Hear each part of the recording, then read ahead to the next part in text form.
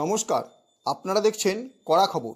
এখন কড়া খবরে দেখুন, তারাপীঠ তপবনের প্রতিষ্ঠাতা ও বিশিষ্ট জ্যোতিষ এবং কালপুরুষ সিদ্ধ তান্ত্রিক গুরুজি শ্রী বিনয় মহারাজের শুভ জন্মজয়ন্তী উৎসব।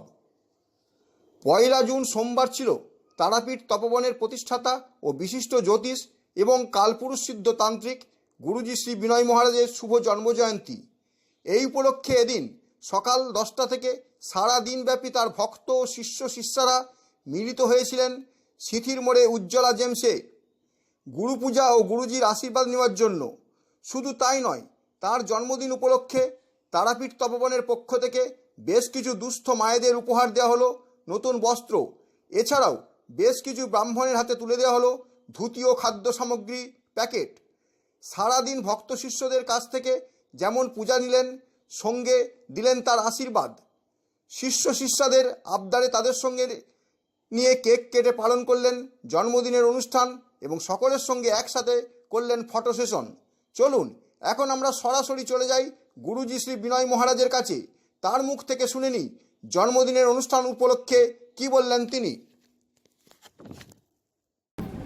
গুরু দীক্ষা দেওয়া হয়েছে আজকে, গুরু পুজো করেছেন যারা আমার থেকে দীক্ষিত, যারা আমার অনুগামীরা এবং আমার সকল বন্ধু, আমার সকল জ্যোতিষ ভাই বোনেরা প্রত্যেকে এসছেন।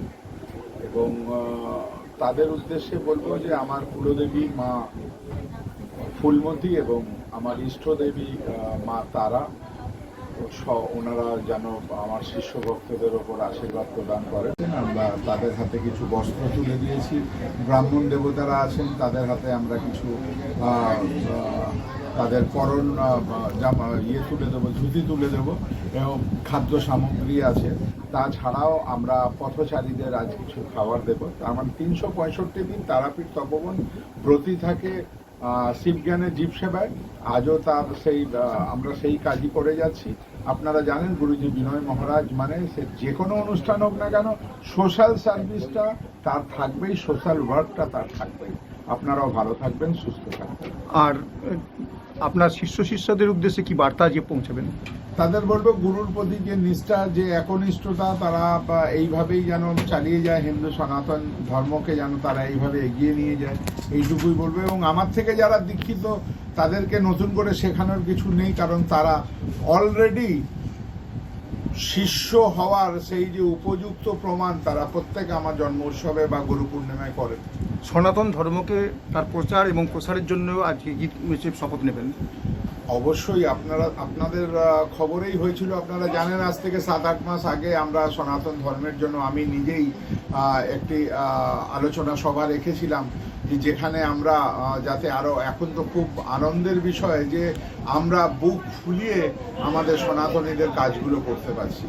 তাই এর জন্য এখন বর্তমান মুখ্যমন্ত্রীকে অনেক অনেক শুভেচ্ছা জানাবো এবং বলবো যে আমরা সনাতনীরা এখন জেগেছি, এক হয়ে আমরা পায়ে পা মিলিয়ে কাজ করব।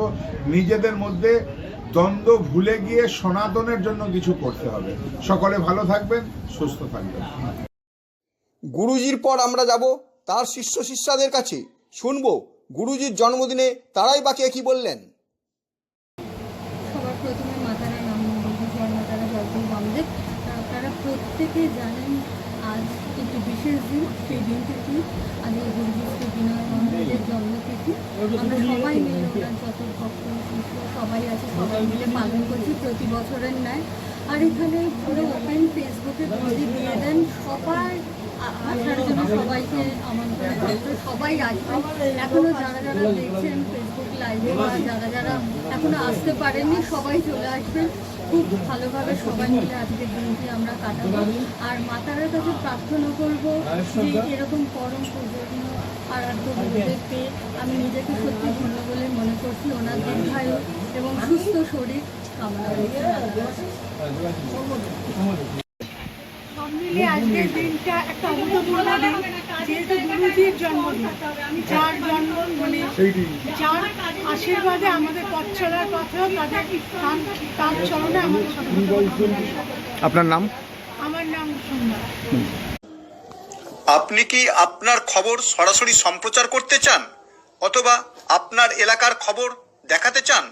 তাহলে যোগাযোগ করুন কৃষ্ণপ্রসাদ পাত্র, ফোন নম্বর 86 2282020252 অথবা 8282860856 এই নাম্বারে, অথবা Arjun Sen CPRO phone number 9433138840 এই নাম্বারে।